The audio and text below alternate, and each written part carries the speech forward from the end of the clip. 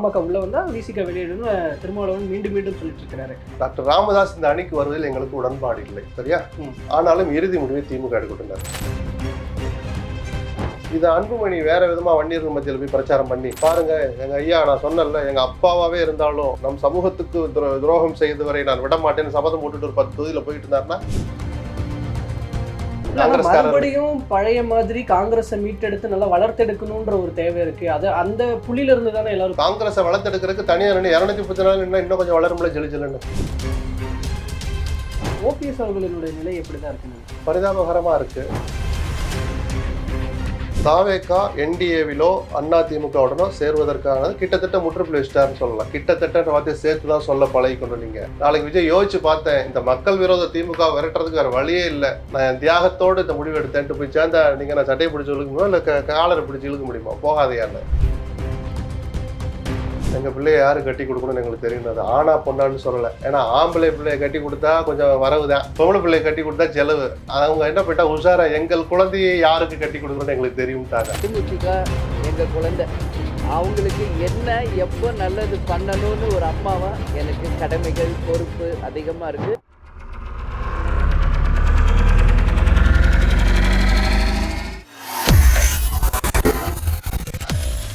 வேலை வேண்டுமா? Blue ocean இருக்கிறது. 10th 12th டிப்ளமோ டிகிரி படித்தவர்களுக்கு உணவு, தங்குமிடம், இஎஸ்ஐ, பிஎஃப் இன்சூரன்ஸ் உள்ளிட்ட சலுகைகளுடன் அனுபவத்திற்கேற்ற நல்ல சம்பளம் 15,000 முதல் 30,000 வரை. பெண்களுக்கு முன்னுரிமை. 2,000க்கும் மேற்பட்ட வேலை வாய்ப்புகள் உள்ளன. இப்போதே தொடர்பு கொள்ளுங்கள். Blue ocean.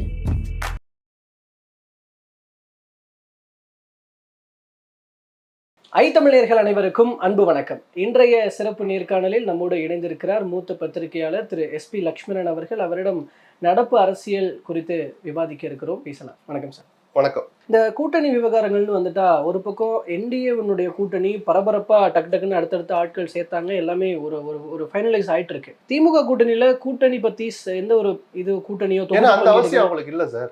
கட்சியை சேர்க்க வேண்டிய நிர்பந்தம் அதிமுக அணிக்கு தான் இருந்தது. ஏன்னா எந்த கட்சிகளும் வராமல் இருந்தாங்க, பெரிய அணிகள் வாக்கு வங்கி நிரூபித்ததில்லை.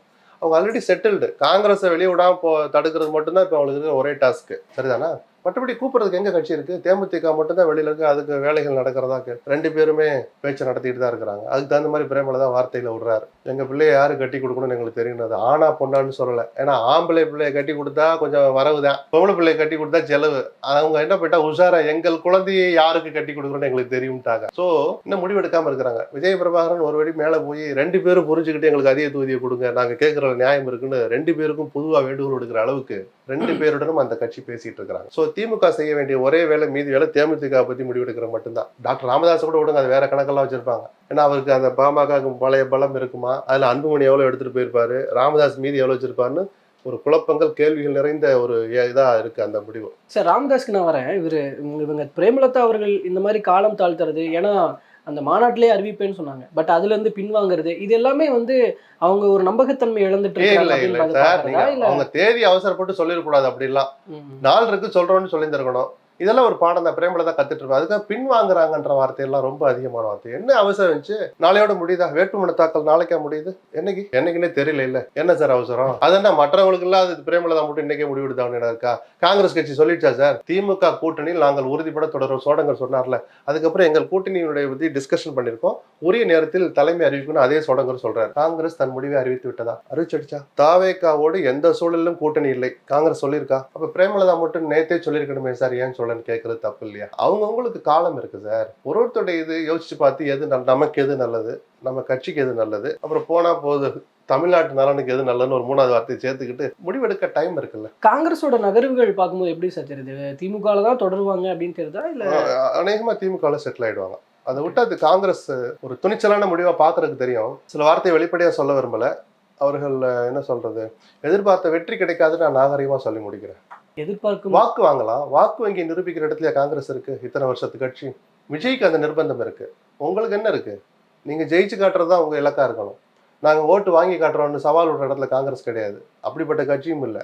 அப்படி ஓட்டு வங்கி நிரூபிச்சு கட்சிக்கு அங்கீகாரம் வாங்கி கை சின்னத்தை உறுதிப்படுத்துற இடத்துலயா சார் காங்கிரஸ் இருக்கு? இதெல்லாம் விஜய்க்கு வேணும் சார், சரிதானா? இல்ல ஆனா சில திமுக மீது சில வெறுப்பு இருக்கு. இல்ல ஆனா காங்கிரஸ்காரர் மறுபடியும் பழைய மாதிரி காங்கிரஸை மீட்டெடுத்து நல்லா வளர்த்தெடுக்கணும்ன்ற ஒரு தேவை இருக்கு. அது அந்த புள்ளியில இருந்து தானே எல்லாரும் பேச அப்படின்னா ஆரம்பிக்கிறாங்க. முதல் புள்ளியில இருந்து நான் கோலத்தை பூசா போறேன்னா தாராளமா போடட்டும், அதுக்கு அது உதவும். அது இன்னொருத்தரை வளர்க்கறதுக்காக அப்படின்னா நீங்க தனியா நில்லுங்க. காங்கிரஸை வளர்த்தெடுக்கிறதுக்கு தனியா நின்று 234 நின்னா இன்னும் கொஞ்சம் வளரும்ல ஜெலு ஜெலுன்னு. ஆமாவா இல்லையா? இப்போ முதல் சாய்ஸ் அதுவா தானே இருக்கணும். அப்படிதானே மூப்பனார் நம்ம தனியா நிப்போம்னு நின்னாரு 89ல. நம்ம ஒரு முயற்சி எடுத்து பார்ப்போம் தானே தனியா நின்று பார்த்தாங்க. அது மாதிரி நின்று பார்க்கட்டுமே. வேற வழியே இல்லாம 2004 தனியா நின்று காங்கிரஸ் எவ்வளவு ஓட்டு வாங்குச்சுன்னு பார்த்தோம்ல நாடாளுமன்ற தேர்தல்ல. முடியலையே. அந்த யதார்த்தம் புரிஞ்சுக்கிட்டு தான் முடிவு எடுக்கணும். அவங்களும் எல்லாத்தையும் கணக்கு போடுவாங்க. கடந்த நாடாளுமன்ற தேர்தல் அப்போ பிஜேபி ஒரு எல்லாரையும் பழிவாங்கிற மாதிரி சோனியா குடும்பத்தையும் ராகுலையும் காங்கிரஸ் கட்சியையும் பழிவாங்கி அந்த காங்கிரஸ் கட்சியினுடைய வங்கி கணக்கு இருக்குல்ல, கட்சியோட வங்கி கணக்கு, அதை முடக்குனாங்க. சுதந்திர இந்தியாவில் இவ்வளவு பழிவாங்கல் யாருக்கு எதிராகவும் யாரும் பண்ணதில்லை. அக்கிரமங்கள் பண்ற காங்கிரஸ் கட்சி அந்த அக்கிரமத்தை பண்ணதில்லை. அப்படி பண்ண போது இங்க 9 இடங்கள் கொடுத்தாங்க. பாண்டிச்சேரி 1, 10 திமுக அணியில. அந்த 10லயும் ஒரு 1 லட்ச ரூபாய் செலவு பண்ணணும்னு காங்கிரஸ் சொல்லுங்க. ஒரு தொகுதிக்கு 1 லட்சம் செலவு பண்ணணும்னு சொல்லுங்க. கிட்டத்தட்ட 25 கோடியில இருந்து 30 கோடி செலவு பண்ணது யாருன்னு காங்கிரஸ் தெரியும். எல்லாத்தையும் அவங்க யோசிப்பாங்கன்னு நான் சொல்ல வரேன். இப்ப தாவேகா கூட்டணி அப்படிங்கிறது இன்னமும் அதுக்கு பாசிபிள் இருக்குன்னு நினைக்கிறீங்களா? அரசியல்ல எதையுமே சாத்தியம் இல்லைன்னு சொல்லிடாதீங்க. யாரை நம்பி வாக்கு கொடுத்துறாதீங்க. உங்களை நான் எச்சரிக்கிறேன், அன்போட கேட்டுக்கிறேன், யாரையும் நம்பாதீங்க.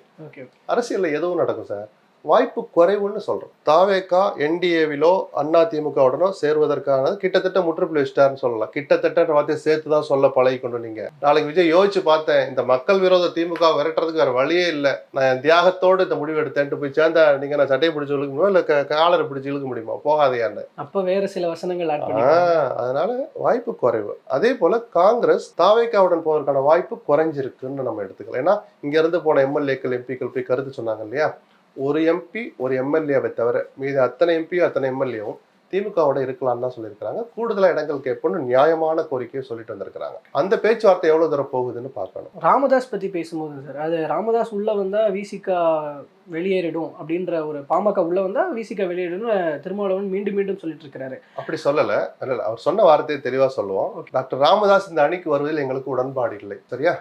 ஆனாலும் இறுதி முடிவை திமுக எடுக்கின்றனர். தனக்கு அதிருப்தி இருக்கு, அவர் வர்றதுல எனக்கு பிடிக்கலைன்ற வார்த்தையை நாகரிகமா சொல்லியிருக்கிறார்.